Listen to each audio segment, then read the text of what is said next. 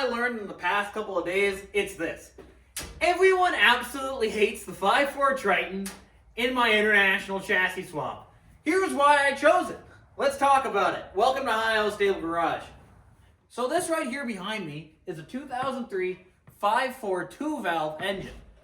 The car that we put onto it, or the truck I should say, is a 1954 International. So basically we used the platform, all that. Now, I don't think the 5.4 is getting quite the recognition it deserves. You got LS engines, you got 351s, 302s, 460s. There's a lot of options that can go into this truck. But here's why I chose a 5.4. Before we get into that though, let's talk about 5.4 Tritons altogether. There's three 5.4 Tritons. You have the 2-valve, that's the early 5.4 Tritons. The 3-valve, that's the middle tier 5.4s. And the 4-valve. That's the N-tier and performance models. Now, this 5.4 in question is mated to an automatic transmission, transfer case, rear end, 4-wheel drive. Came out of an 03 4-door short bed truck. So this engine right here is the 5.4 2-valve variant. After about 04, 05, I think somewhere around there, they switched to the 3-valve. And then at the tail end, they switched to the 4-valve. The 2-valve, really, the only main problem with this is a slight time and chain issue that also the 4.6 2-valves have, and there's not a lot of threads on those spark plugs. Hold them in down there. They like to shoot out, but really, there's not a lot of problems with the 5.4 2-valve as a whole. It's kind of just those two things. Now, to address the 5.4 2-valve shortcomings when it came to the spark plug issue, Ford changed to the 5.4 3-valve. The 3-valve had a slightly bigger head. I believe it was 24 valves per cylinder head instead of the 16 valves per cylinder head that this one's running. And they made the thickness for the spark plugs to screw in, they made that a lot thicker. Well, one of the parts that they screwed up on the 3-valve was due to the phaser. This isn't a tangent. Let me explain. The phasers on a 3-valve was due to variable valve time, and the 2-valve doesn't have any of that. Variable valve time in VVT is a lot like VTEC, you know, Honda VTEC, zoom, zoom, like, you know, like the VTEC. It's a lot like that. Ford tried to implement that into their mod motors in the 3-valve. With the cam phasers, basically, they ran off oil pressure. Well, when the oil pressure went way too low, your phasers wouldn't work right anymore. And basically, it would end up scrapping the motor. Now, the 3-valve Tritons gave the 5.4 a really, really bad rap. They were always in the shop. There's no getting around that. The 5.4 2-valves, again, they were in the shop for spark plug issues, but the rest of the motor was okay. Last but not least, you have the 5.4 4-valve. They were the later model 5.4s. They had 32 valves per cylinder head. They were the performance variant of the 5.4. You would find those in the Cobras. The Ford Lightning had a 5.4. Everyone that says they don't like 5.4s, the old 5.4 GT40, it was rocking a 5.4 Triton. So if you love that car, and it's a halo car, you have to like 5.4s. That's just kind of how it is. 5.4 4-valves were also in some Lincolns, but mostly it was their performance variant. So let's circle back to our little buddy, the 5.4 2-valve. Now, this 5.4 2-valve, my family owned for about 3.5 years. We put 68,000 kilometers on it, did a few oil change on it, never had an issue with this 5.4 other than exhaust manifold tick. It doesn't have the tick that the phasers would on the 3-valve.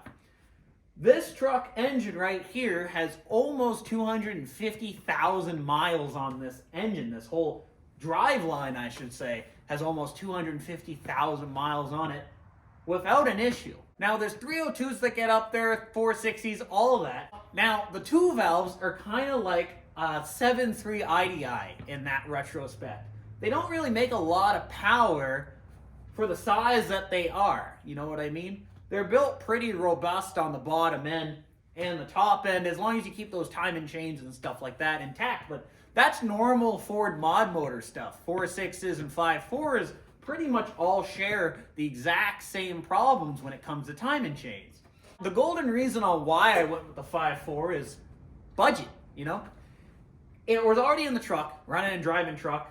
We wanted to keep the 4-wheel drive system in it, So it's really easy to keep the original drivetrain in this right now. But dollar for dollar, what we're going to be into this truck and what we paid, all that stuff, we're going to be less into it than if we rip this out and put a 6-liter in it.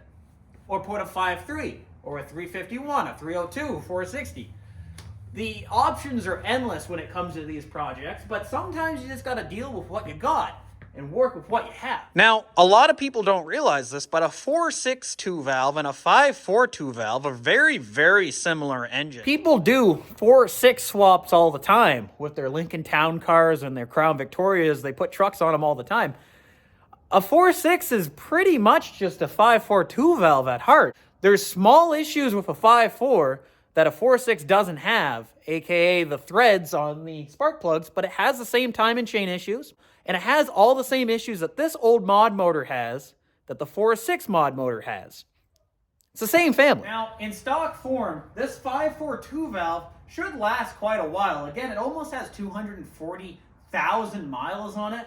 I can see this guy living up to 300,000 miles if, you know, you daily it and you have a good time. This truck is going to be meant to be abused, and here's another reason why I got the 5.4. 5.4 engines have a hugely bad rap over their 3 generations, but because of that, you can pick these guys up dirt cheap on Facebook Marketplace, Kijiji, all your avenues. Like, I'm talking $200 for a running engine. You can't do that with a 302, 351. You can say you can do that with an LS, but you can't unless you buy an entire truck and scrap it. Well, guess what? If I buy a Jelly Bean Ford, being your 03, 04, that kind of stuff, if I buy one of those, your 97 to 03 Jelly Bean Ford, and part it out, I'm betting I can get the engine for completely free. LS stuff, that's a lot harder to come by when it comes to cost like that. And for what we're trying to do, budget-oriented, have fun vehicles, smoke show all the time, cheap tires, cheap engine, we plan on beating on this truck. So a 5.4 2-valve is a really, really good fit for this. And we plan on blowing this guy up, or at least trying. And here's some additions on what's going to help that along. We got a rebuilder, but that's a turbo off of the 7.3 Power Stroke. Small turbo in today's standards, but for a NA 5.4, it's going to work out great. And guess what? If it goes, poof, we're out $200. Or we just buy a whole truck, part it out, and get one for free. It's kind of how it works. Stock, I think a 5.4 2-valve makes somewhere between 240, 270 horsepower. It's not a lot in today's standards for being a modern motor. But with a turbo, I don't even know. We don't even know if we're going to put an intercooler on this, but it will be turbocharged. Turbocharged, 4-wheel drive, lowered rat rod inspired pickup.